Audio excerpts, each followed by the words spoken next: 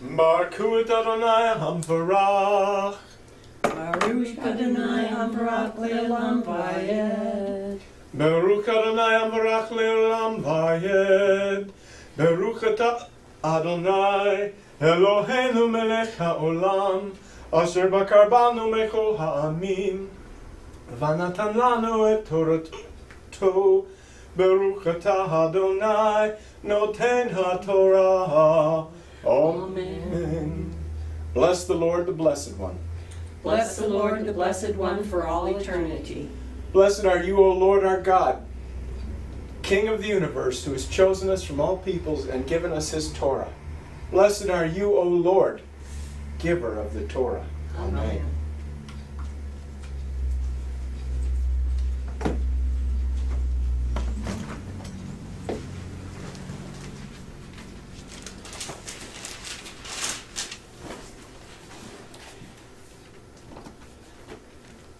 The Parsha reading for this week is Numbers 13, starting with verse 1. Adonai said to Moshe, "Send men on your behalf to reconnoiter the land of Canaan, which I am giving to the people of Israel. From each ancestral tribe, send someone who is a leader in his tribe." Moshe dispatched them from the Paran desert as Adonai had ordered. All of them were leading men among the people of Israel. Here are their names. From the tribe of Reuven, Shemua, the son of Zakur. From the tribe of Shimon, Shaphat, the son of Hori. Oh, thank you. I am sorry, I was reading the wrong section. We will be reading Numbers chapter 8, Parsha number 36, starting with 8, verse 1. Adonai said to Moshe, "Tell Aharon, when you set up the lamps, the 7 lamps are to cast their light forward in front of the menorah." Aharon did this. He lit its lamps so as to give light in front of the menorah, as Adonai had ordered Moshe. Here is how the menorah was made. It was hammered gold from its base to its flowers, hammered work, following the pattern Adonai had shown to Moshe. This is how he made the menorah. Adonai said to Moshe, "Take the leaven from among the people of Israel and cleanse them. Here is how you are to cleanse them. Sprinkle the purification water on them. Have them shave their whole body with a razor, and have them wash their clothes and cleanse themselves. Then they are to take a young bull with its grain offering, which is to be fine flour mixed with olive oil. While you take another bull for a sin offering, you are to present the levain in front of the tent of meeting and assemble the entire community of the people of Israel. You will present the levain before Adonai. The people of Israel will lay their hands on the levain, and Adonai will offer the levain before Adonai as a wave offering from the people of Israel, so that they may do Adonai service. The levain will lay their hands on the heads of the bulls. The one you will offer as a sin offering, and the other as a burnt offering to Adonai, to make atonement for the levain. You are to place the levain before Adonai and his sons, and offer them as a wave offering to Adonai. In this way you will separate the levain from the people of Israel, and the levain will belong to me. After that, the levain will enter and do the service of the tent of meeting. You will cleanse them and offer them as a wave offering, because they are entirely given to me from among the people of Israel. I have taken them for myself in place of all those who come first out of the womb, that is, the firstborn males of the people of Israel. For all the firstborn among the people of Israel are mine, both humans and animals. On the day I struck all the firstborn in the land of Egypt, I set them apart for myself. But I have taken the levain in place of all the firstborn among the people of Israel. And I have given the Levian to Aharon and his sons from among the people of Israel to do the service of the people of Israel in the tent of meeting, and to make atonement for the people of Israel, so that no plague will fall on the people of Israel in consequence of their coming too close to the sanctuary. This is what Moshe, Aharon, and all the community of the people of Israel did to the Levian. The people of Israel acted in accordance with everything that Adonai had ordered Moshe in regards to the Levian. The Levian purified themselves and washed their clothes. Then Aharon offered them as a holy gift before Adonai and made atonement for them in order to cleanse them. After that, the Levian came to do their service in the tent of meeting in front of Aharon and his sons, and they acted in accordance with Adonai's orders to Moshe in regard to the Levian. Adonai said to Moshe, "Here are the instructions concerning the Levian. When they reach the age of 25, they are to begin performing their duties, serving in the tent of meeting. And when they reach the age of 50, they are to stop performing this work and not serve any longer.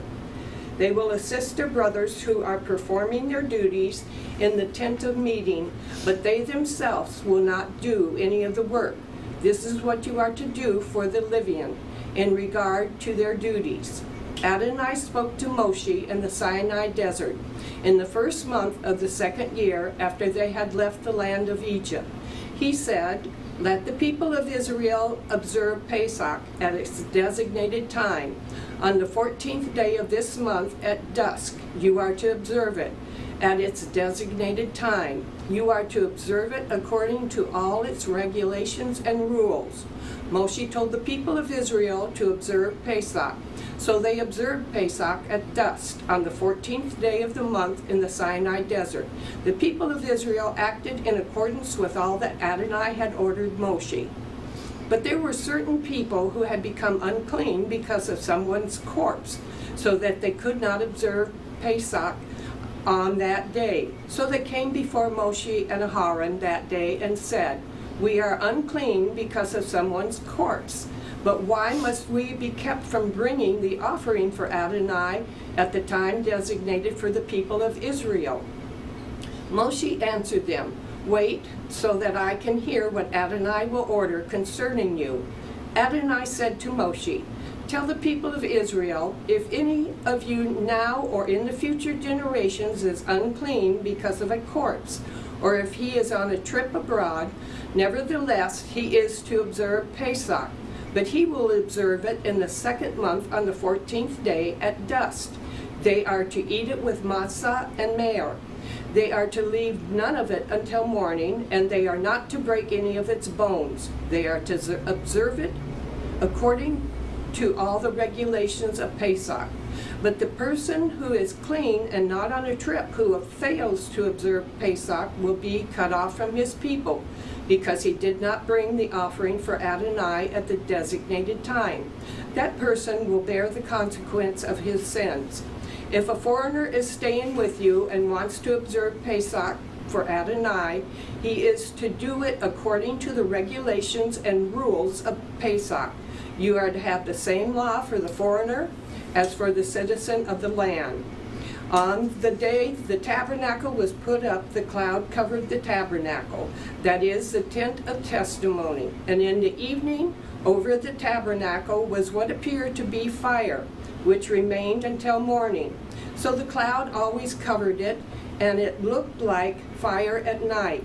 Whenever the cloud was taken up from above the tent, the people of Israel continued their travels, and they camped whenever the cloud stopped.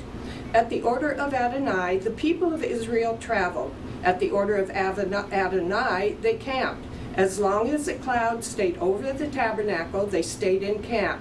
Even when the cloud remained on the tabernacle for a long time, the people of Israel did what Adonai had charged them to do and did not travel. Sometimes the cloud was a few days over the tabernacle, according to Adonai's order.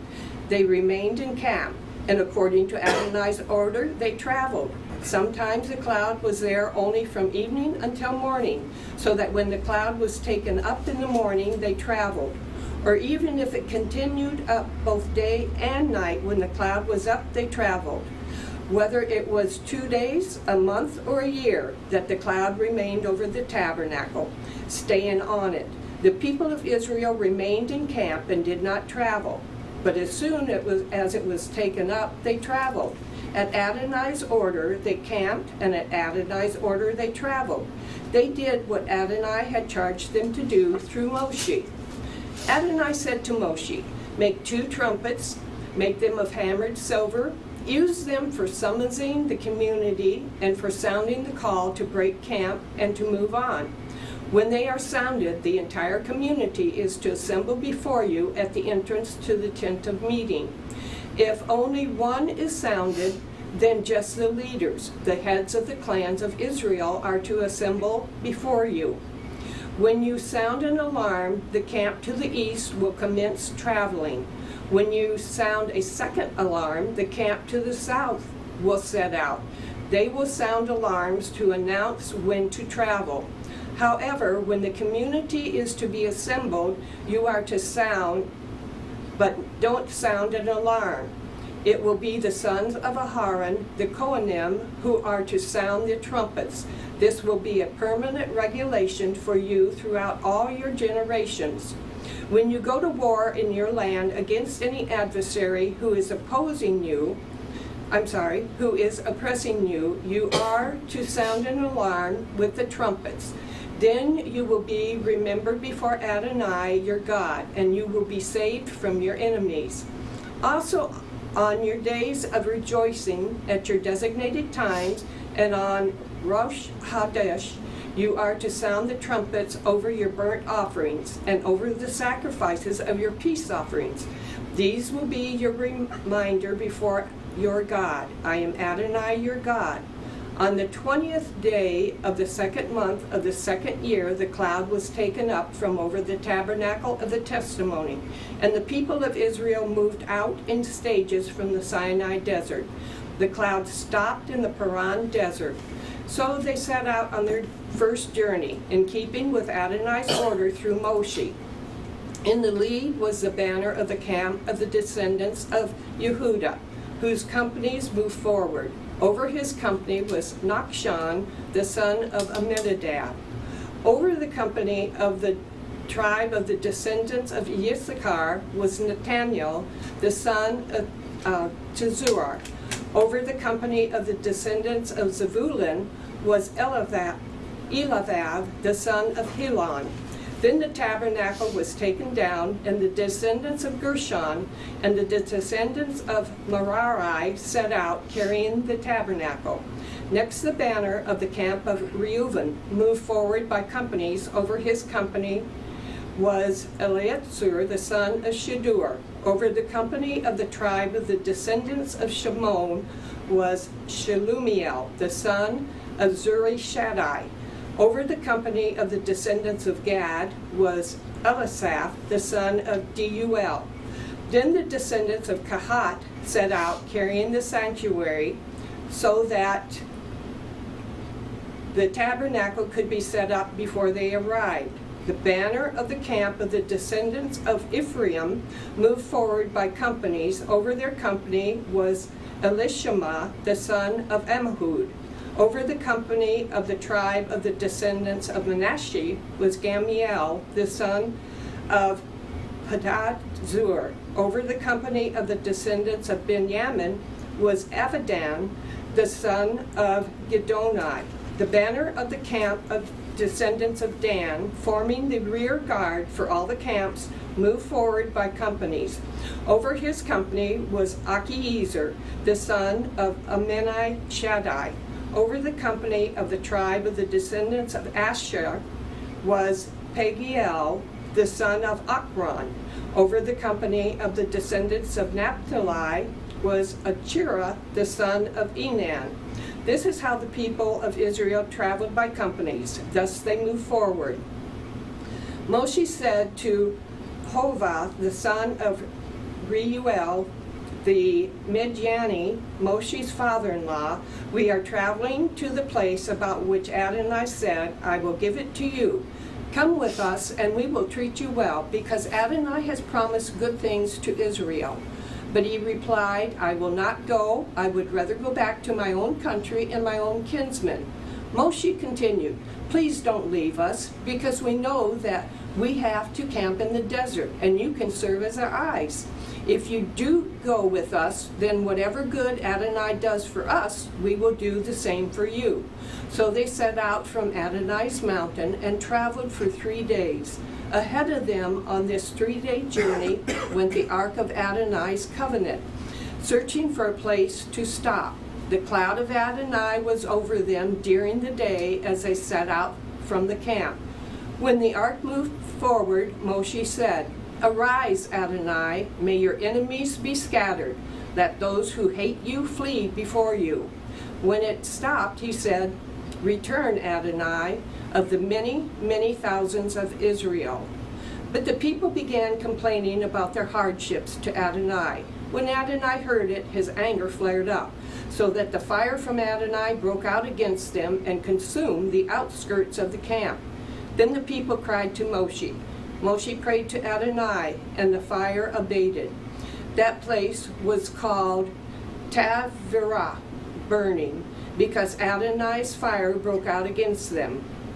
Next, the mixed crowd that was with them grew greedy for an easier life, while the people of Israel, for their part, also renewed their weeping and said, If only we had meat to eat.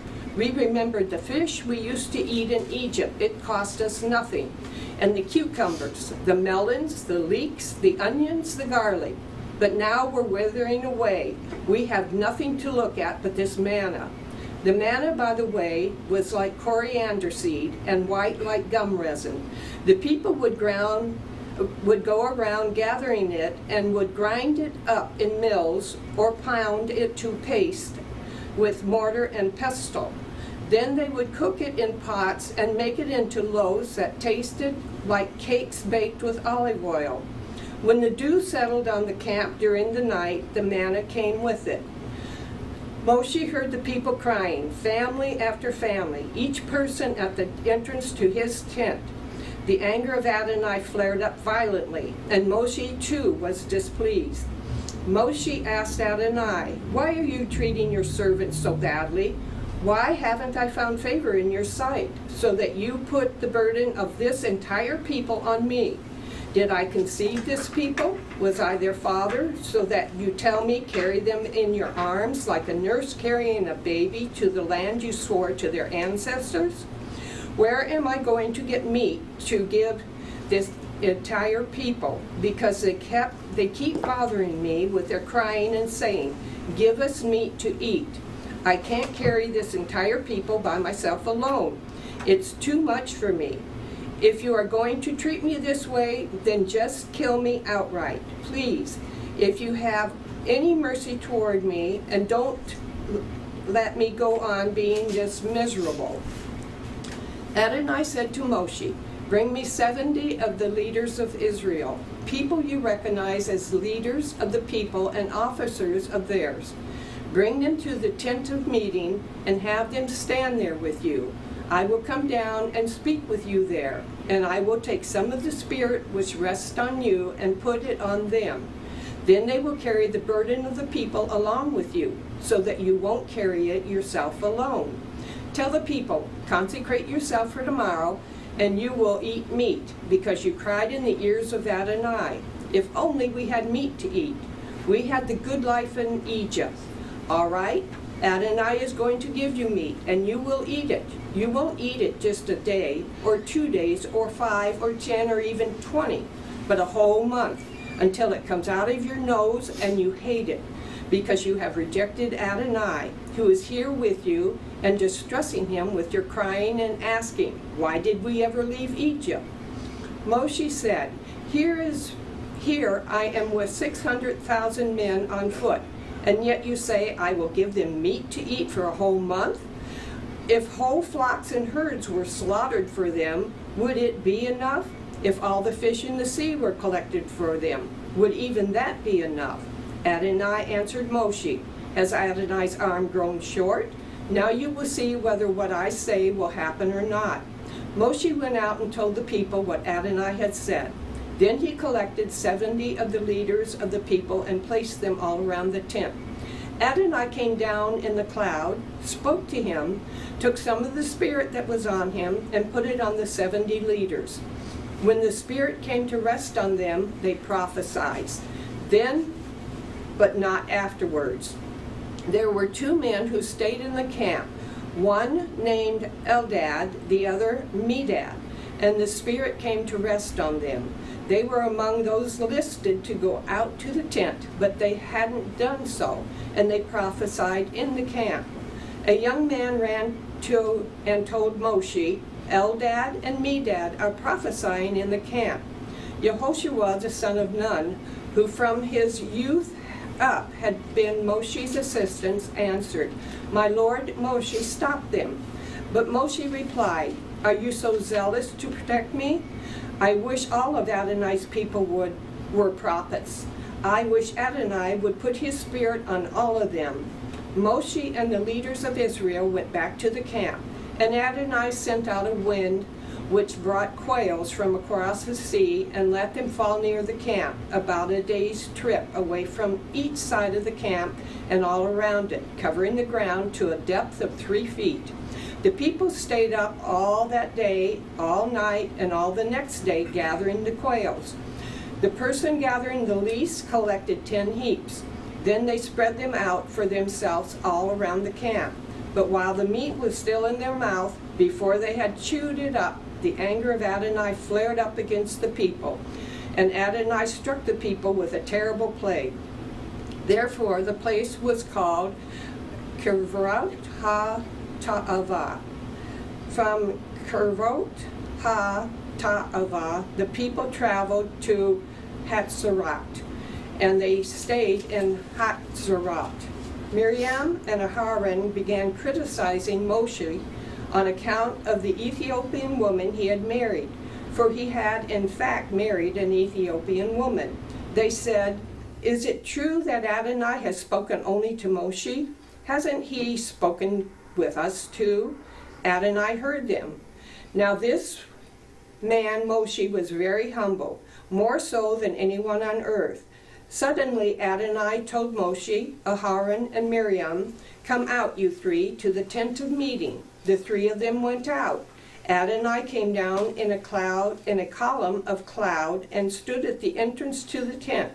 He summons Aharon and Miriam, and they both went forward. He said, "Listen to what I say. When there is a prophet among you, I, Adonai, make myself known to him in a vision. I speak with him in a dream. But it isn't that way with my servant Moshe. He is the only one who is faithful in my entire household. With him I speak face to face and clearly, not in riddles. He sees the image of Adonai. So why weren't you afraid to criticize my servant Moshe?" The anger of Adonai flared up against them, and he left. But when the cloud was removed from above the tent, Miriam had serapes, as white as snow. Aharon looked at Miriam, and she was as white as snow. Aharon said to Moshe, "Oh my Lord, please don't punish us for this sin we committed so foolishly. Please don't let her be like a stillborn baby, with its body half eaten away when it comes out of its mother's womb." Moshe cried to Adonai, "Oh God, I beg you, please heal her." Adonai answered Moshe, "If her father had merely spit in her face, wouldn't she hide herself in shame for 7 days? So let her be shut out of the camp for 7 days. After that she can be brought in." Miriam was shut out of the camp 7 days, and the people did not travel until she was brought back in. Afterwards the people went on from Hatzerat and camped in the Paran desert. Baruch atah Adonai, Eloheinu melech haolam, asher natan lanu Torah emet, v'chaya olam nata b'tukenu. Baruch atah Adonai, noten haTorah. Amen. Blessed are you, O Lord God, King of the universe, who has given us the Torah of truth and has planted eternal life in our midst. Blessed are you, O Lord, giver of the Torah. Amen.